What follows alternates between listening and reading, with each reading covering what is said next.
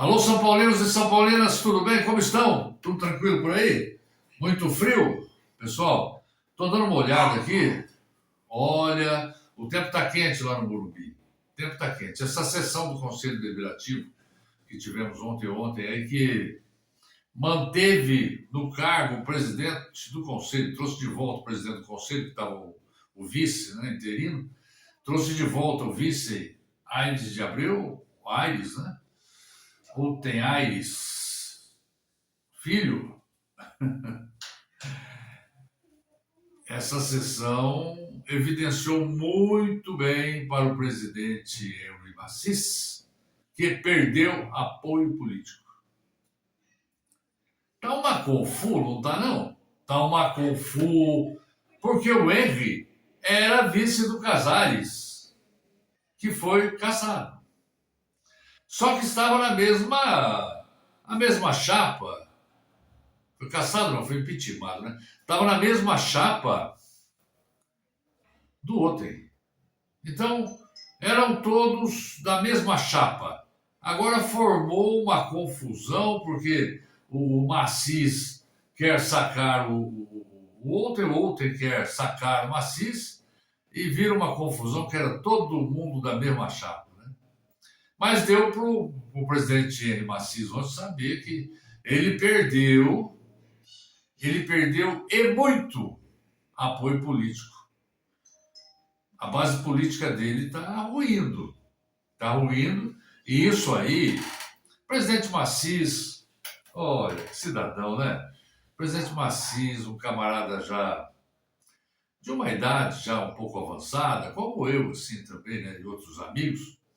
Mas o presidente Massis é um cara, me parece um empresário de sucesso, muito hábil em seus negócios, mas que realmente ele não tinha muita vivência no futebol profissional, né?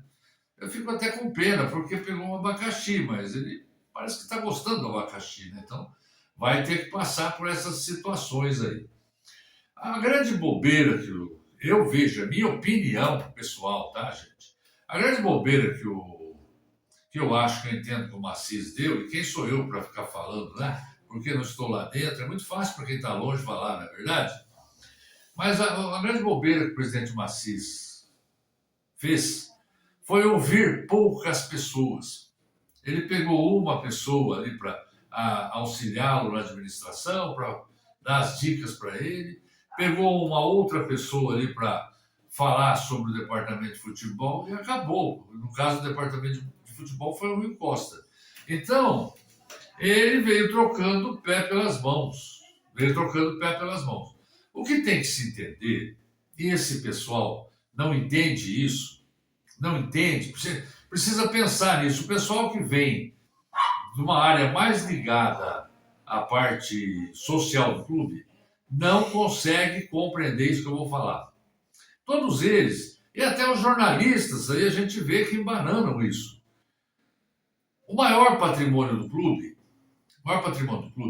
não é o Morumbi. O maior patrimônio do clube não é a sede social. O maior patrimônio do clube não é Cotia. O maior patrimônio do clube não é o centro de treinamento, que inclusive não é do São Paulo, está incomodado, né?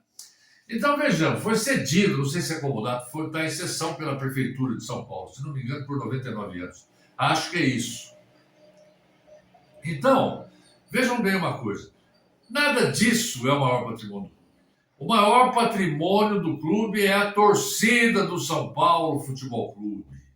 Cerca de 23, 25 milhões de torcedores. Esse é o patrimônio do clube. O que é o clube sem a torcida, gente? O que é o clube sem a torcida? Outra coisa que esses políticos de clube, né, no caso do São Paulo, precisam entender, antigamente, tudo que eles queriam fazer ali dentro, ficava ali dentro. Era fechado. Hoje, o São Paulo, né, é o clube mais fechado ainda que existe, acho que no Brasil. Mas antes era pior ainda. Era pior, mas as pessoas eram mais competentes. Então vejam só. Antes, se fazia alguma coisa no São Paulo, ficava lá dentro, porque a gente não tinha a internet, que hoje todo mundo, inclusive eu estou aqui falando, e muitos outros aí que têm canais na internet, sócios, alguns até conselheiros do clube. As rádios hoje estão muito mais ágeis, né? As televisões muito mais ágeis e com muito mais equipamentos capazes de captar cenas e com um repórter muito mais hábeis. Então, fica difícil se esconder, se discutir apenas ali no recinto fechado, entre os conselheiros apenas. Fica difícil se discutir e fazer as coisas como eram feitas antigamente. Então, hoje, o que é necessário para um presidente se manter na presidência do clube? Apoio político? Sim. Mas antes de tudo que ele precisa é o apoio do torcedor. Presidente que tem o apoio do torcedor dificilmente cai. Hoje a torcida não é só aquele cidadão que vai lá na arquibancada gritar. O jogo acaba, mas nós continuamos aqui. Todos nós continuamos aqui fazendo as lives, fazendo os vídeos. Todos nós continuamos aqui. Então o jogo acaba ali. O jogo em si, no campo, mas fora de campo, a coisa continua e repercute. Então, me parece que o Assis, eu acho até que ele é uma pessoa bem intencionada, reputo uma pessoa bem intencionada, e a inexperiência levou ele a confiar em apenas uma ou outra pessoa do respectivo departamento. Só que tem uma coisa, né? Se a coisa estava na polícia, se o São Paulo estava sendo investigado desde a presidência do clube, as diretorias, se o São Paulo estava nessa situação, o Assis tinha que primeiro parar, sentar e não ouvir apenas uma pessoa, seja da administração, seja do departamento de futebol. Ele deveria fazer, eu falar a verdade para você, viu? Eu acho que ele não deveria ter se afastado de alguns conselheiros mais antigos que tem no clube e deveria fazer reuniões periódicas com eles para avaliar o que estava fazendo. E não conversa com o Rui Costa e dá carta branca para o Rui Costa fazer o que quisesse. Começou aí. Não é ligar para o Muricy Ramalho. Não, diz que ele ligou para o Muricy. Não é ligar para o Muricy Ramalho. O Muricy está lá no canto dele, o Muricy já colaborou com o São Paulo, sem dúvida alguma, deu grandes contribuições. Mas ele também estava junto com a diretoria, com o Belmonte, Chapecó, né, com o Rui. Então fica difícil para ele, acho que, opinar. Ele nunca vai opinar de uma maneira mais radical. Teria que se ouvir pessoas bem intencionadas, né? Pessoas bem intencionadas e que estivesse um pouco afastada desse furacão político, do olho do furacão. É nisso que ele errou. Ah, mas eu vou ouvir outro, vai dar errado. Não houve um só. Houve 2, 3, 4, 5, se for preciso, reúne para tomar uma atitude. Mas procure não ouvir quem está no olho do furacão, ou quem esteve no olho do furacão. Porque se já foi impeachmentado o presidente, já foi um monte de gente afastada, tem gente na polícia, vai continuar ouvindo quem estava trabalhando com eles? Não dá, né? Então, o que desgraçou tudo, essa gestão do Assis, se ele não tivesse dado carta branca para o Rafinha, o inexperiente, que não tem capacidade ainda, no futuro pode ser que tenha formação e capacidade para dirigir, né, a área esportiva do São Paulo, ele é gerente esportivo. Se não tivesse dado ouvido para ele e para o Rui Costa, que pela primeira vez assumia o departamento, que foram embora os outros, ouvisse outras pessoas, Porque esse Rui Costa estava na gestão passada, nos 2 mandatos do Casares. Ele devia ter ouvido outras pessoas, né? Não quis ouvir, né? Não quis ouvir, e a gente ouviu ele na TV dizendo isso, que o Rui Costa era o homem de confiança. Então, aí ele desandou realmente o mandato dele, né? Desandou mesmo. Então agora, eles estão querendo reconquistar o público, fazer com que o público volte ao estádio. Então, ontem me perguntaram, um conselheiro me perguntou assim, formalmente, né, claro, o que eu achava. Eu disse bem o seguinte, foi, primeira coisa, Rui Costa fora. Senão o público não vai voltar para o estádio, se voltar, vai vaiar. Segunda coisa, Rafinha fora. O pessoal não quer mais Rafinha no São Paulo. Terceira coisa, uma limpa nesse elenco daqueles jogadores que não estão entregando nada. Esse jogador, por exemplo, que veio lá do Bahia, esse meia que veio aí, gente, não está jogando nada. Não justifica ficar colocando para jogar esse cara, para ele atingir as metas dele, o São Paulo tem que pagar 5, 6 milhões dele aí. Justifica? Acho que até mais. Não sei quanto é bem, mas é um preço alto, o Cauli. Justifica isso. Qual o time grande fora o Bahia que o Cauli jogou? Que teve destaque? Passou lá pela Alemanha, nos timecos lá, mas... Então, tem gente assim, outros também aí que estão aí, por exemplo, o Silva, o André Silva. Esse homem parece que esqueceu de jogar bola. Ah, ele está em recuperação. Eu sei que ele está em recuperação. Mas vamos negociá-lo, então. Vamos trazer um outro jogador para a posição. Um jogador mais jovem, forte. Eu disse aqui, o São Paulo hoje, eu acho que não é nem questão tanto de jogadores, viu, senhor Assis? Não é questão de jogadores. O São Paulo hoje tem que trazer jogadores meia boca mesmo. Jogadores de 26 anos, 25, 27 anos aí, que estejam atuando na Argentina, que estejam atuando no Equador, que estejam atuando aí nas outras séries do Campeonato Brasileiro, na Série B, na Série A2 aí do interior de São Paulo. É isso.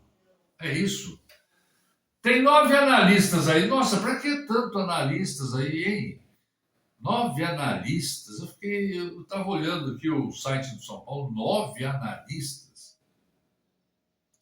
Com 9 analistas dá para saber tudo, né? Dá para encontrar esses jogadores aí, viu? Então, no meu pensamento, tem que trazer essa gente meia boca, né? Que se destacaram aí nos times e o São Paulo sirva de vitrine. Porque não vai ter dinheiro para comprar jogadores bons. O que vai acontecer é começar a falar de Ganso. Cara, o Ganso não dá mais, né? O Ganso é um ex-jogador já que está tentando aí algumas partidas se apresentar. Outra coisa, esse Newton do Botafogo, confesso a vocês, eu nunca vi falar desse cara jogando futebol e ele não está jogando no Botafogo. Vai resolver alguma coisa? Melhor ver alguém na base lá, põe no lugar desse. Matou essa contratação. Né? A gente precisa de jogadores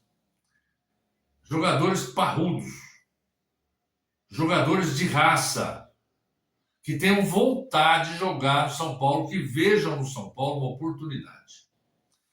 Mantém alguns desse time que está aí, e aqueles notoriamente que não estão jogando nada, dispensa. O Cedric teve contrato renovado agora, isso é coisa do Rui Costa.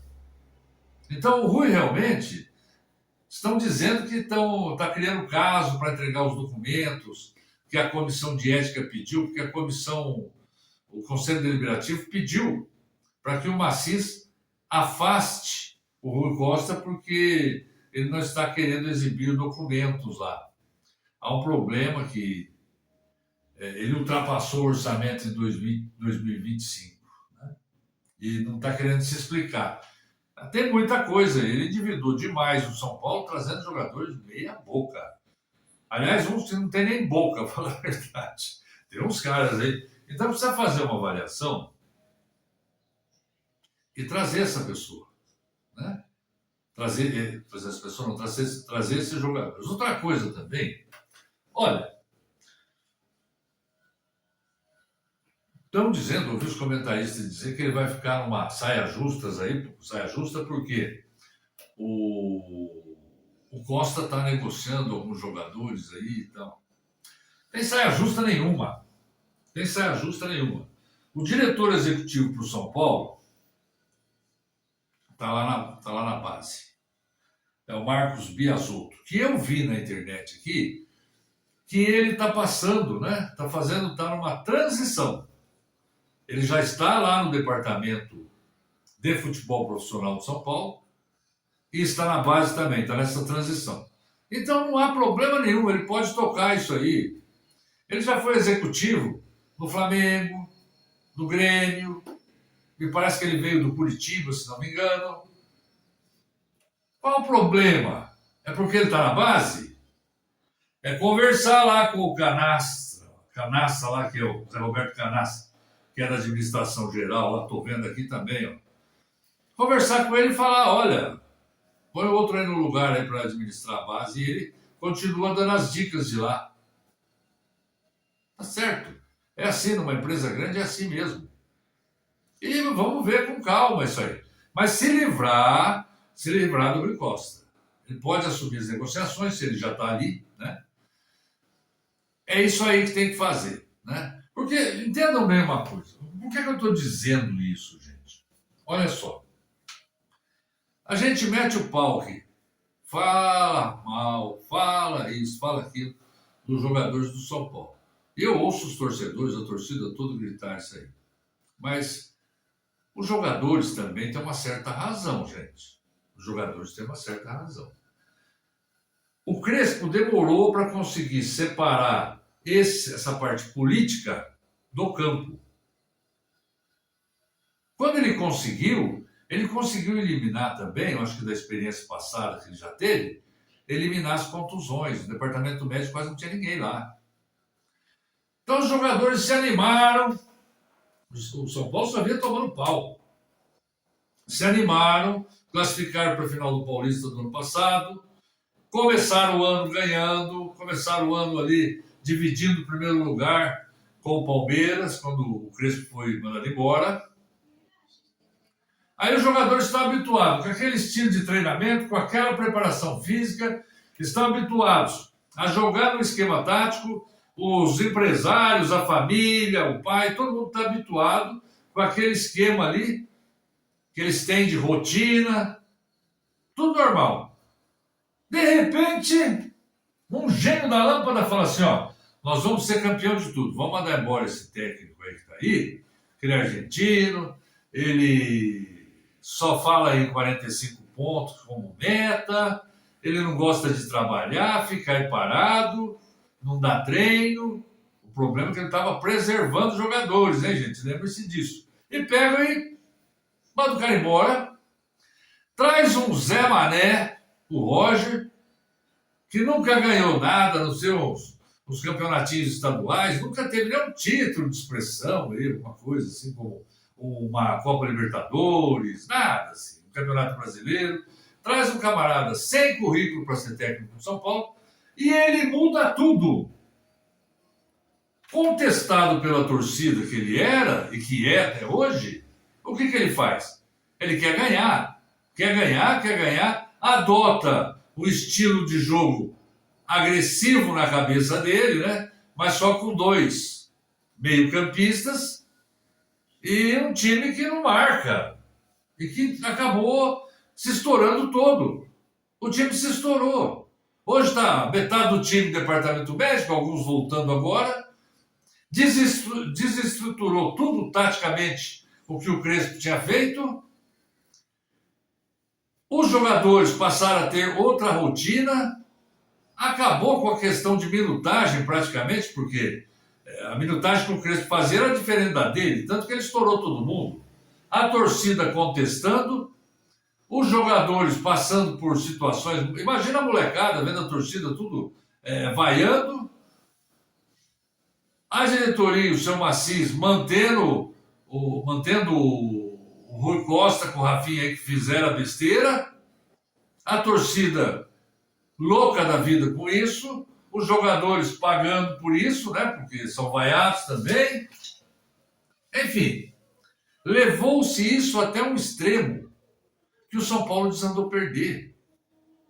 E agora, consertar isso, acharam que ia consertar trazendo o Dorival. O Dorival não é milagreiro, eu já falei aqui que eu não acho o Dorival um grande técnico, ele é normal, um técnico normal, só que ele tem bastante experiência. Então, aí vem o Dorival, muda tudo de novo, né? Muda esquema de treinamento, muda isso, muda aquilo. O Dorival ainda não mudou o sistema do Roger. Acho que já pensando nisso que eu estou falando, vai mudar tudo para os caras de novo, ninguém vai entender nada. O jogador começou também a se desinteressar, desanimar, porque não sabe se amanhã ou depois já tem outro aí.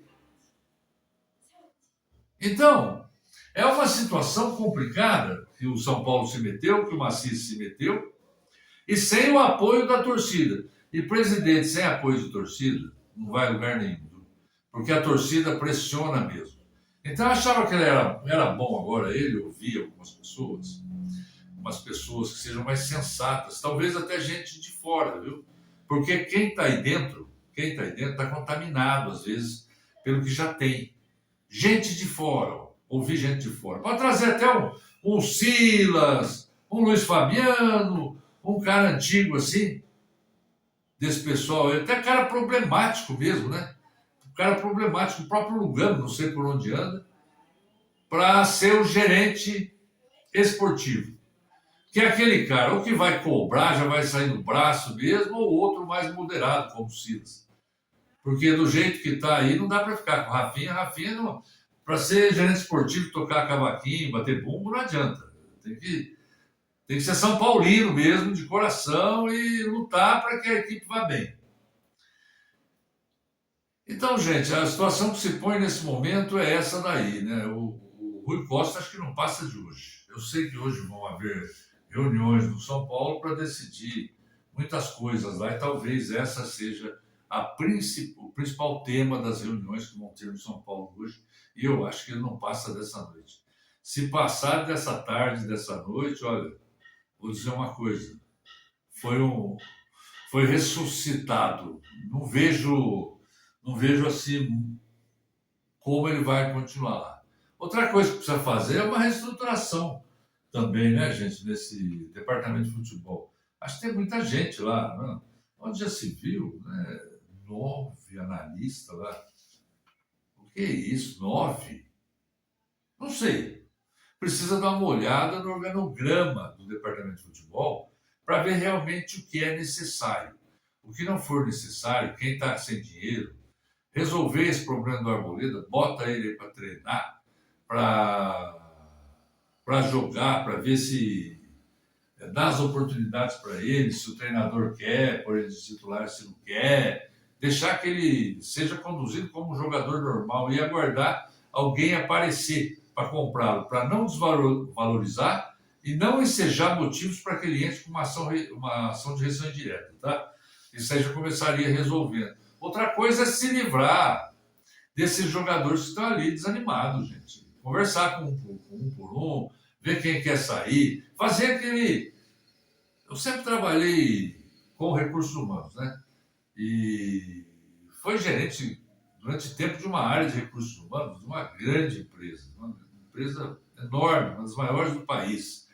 E você tem que ter um relacionamento, um departamento de RH, de recursos humanos, para você fazer aquele relacionamento com o jogador, conversar. Muitas coisas são evitadas com recursos humanos, viu? Estou cansado de ver isso na minha vida em 45 anos de advocacia trabalhista. Então, são esses problemas aí que o São Paulo precisa resolver.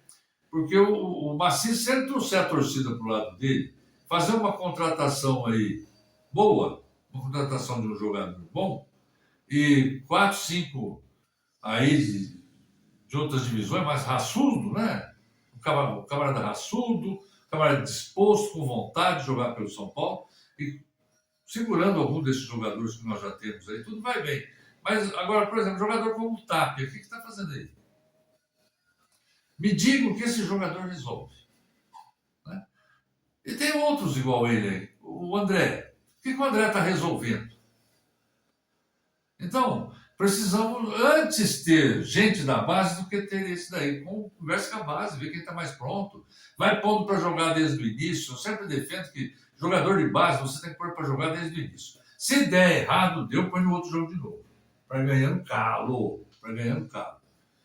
Então, o Macias vai ter que fazer uma reestruturação do departamento, mas qualquer reencontro com a torcida, qualquer passar um pano no que aconteceu, não vai. Mas qualquer reaproximação com a torcida passa necessariamente pela dispensa do Rui Costa. E o Rui Costa tem que entender. Ele deu asa para esse tipo de coisa acontecer. E ele não é burro, ele não é bobo. Ele sabe que isso vai acontecer. Né? O Rafinha também já sabe, está com os dias contados também. Acho que o Rafinha vai acabar não indo agora.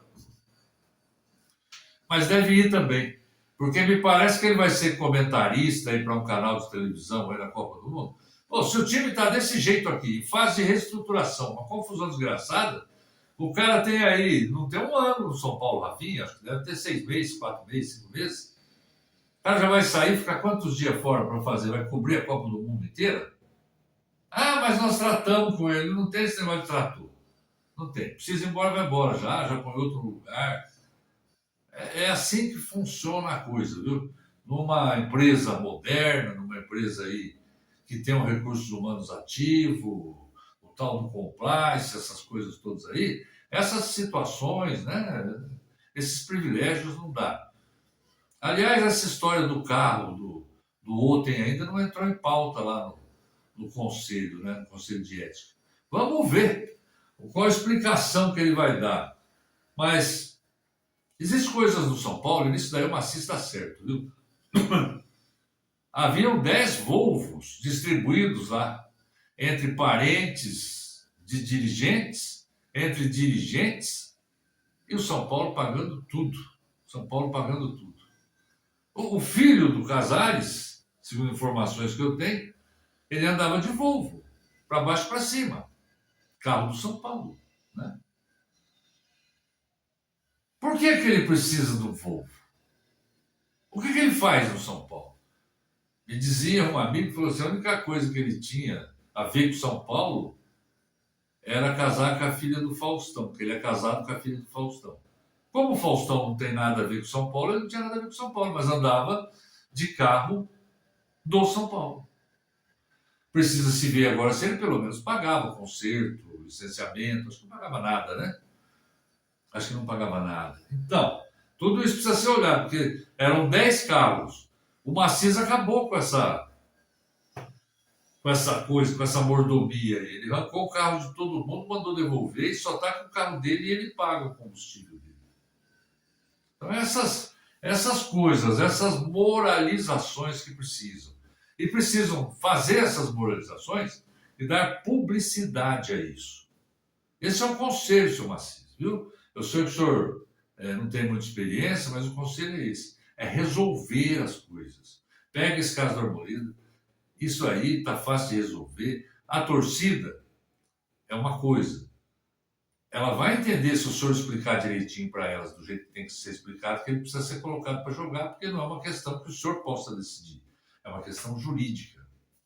O que foi feito de errado lá atrás, não tem jeito de o senhor consertar. O senhor pode fazer é remediar para não perder 20 e poucos milhões aí. Né? Então são coisas que dá para fazer pelo São Paulo. Eu conversei com uma pessoa essa semana de lá, ontem, hoje de manhã também conversei, antes de vir gravar aqui eu conversei. E me parece que é a boa vontade, sim, viu? Parece que é a boa vontade. Agora precisa ver para quem a oposição vai pender aí, né? Nessa sessão do conselho aí que votava se ele ficava ou não no conselho, me parece que ele conseguiu atrair algum pessoal da oposição. Agora, não sei os próximos dias, né? Eu já tive lá durante uma eleição que teve, que foi entre Paulo Amaral, se não estou enganado, e o Marcelo Portugal Gouveia, que a eleição foi 115 a 117, ou 116 a 114, foi questão de 2 votos também, assim. E no final o Marcelo foi eleito, foi campeão mundial, o São Paulo passou por uma época de grandes conquistas. Oxalá isso aconteça agora, oxalá isso aconteça agora, né? Vamos ver o que vai acontecer e quem sabe São Paulo vence esse turbilhão aí. Essa questão de SAF aí, olha, isso aí eu já expliquei no vídeo passado, do Arboleda expliquei também no vídeo passado, no anterior. Essas questões SAF, no momento, para o São Paulo é bobagem. O São Paulo precisa mudar o estatuto, por todos os sócios para votar e também os sócios torcedores. Para quê? Para ter um colégio eleitoral mais amplo, bem mais amplo, e talvez aumentar também o número de conselheiros eleitos. Tá? Se tem 300, a grande maioria hoje são conselheiros vitalícios, igualar eleitos com vitalícios. Tá? Eu acho que esse é o caminho do São Paulo, da modernidade de São Paulo, para ter um colégio eleitoral maior, né? E um colégio de quem pode ser votado também maior, com mais gente nova chegando. Acho que esse eu gostaria de ver o São Paulo partindo para esse daí de reforma do estatuto. Para a SAF, não. O São Paulo tem gente boa lá que pode tocar o clube. Se a pessoa for boa, vai bem na SAF e vai bem no associativo. Se a pessoa for ruim, bandido, sem vergonha, safado, vai ser ruim na SAF e vai ser ruim também no associativo. Mas acho que o risco menor ainda é o associativo. Né? Gente, era isso aí que ia falar de São Paulo, 31 minutos falando. Eu quase fiz uma live, mas falei, não vou fazer, não vou deixar. Então eu acho que hoje o Rui Costa vaza. Tudo indica que sim, viu? Tudo indica que não passa dessa tarde. Grande abraço. Boa tarde.